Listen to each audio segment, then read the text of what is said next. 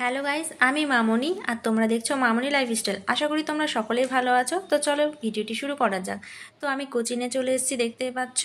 তো গাইস, আমরা বসে একটু আড্ডা মেরে নিলাম, কারণ সবাই এখনও আসেনি। তো আমি নার্সিংয়ের প্রিপারেশন নিচ্ছি। তো সামনে এক্সাম আছে 2024 এনএম জিএনএম। তো দেখতেই পাচ্ছ গাইস, আমাদের ক্লাস শুরু হয়ে গেল। তো গাইস, বুঝতেই পারছো সবাই অলরেডি 1 বছর থেকে প্রিপারেশন নিচ্ছে, আর আমি কেবল 2 মাস আগে ভর্তি হয়েছি। আর সামনে 1 মাস আছে, কেবল জানি না কেমন হবে। তো আমি একটু কোচিং বাড়ি থেকে দূরেই নিয়েছিলাম। তো আর কি, আমাদের বাসে যাওয়া আসা করতে হয়, যে বাস থেকে নেমে সামনে বাড়ি।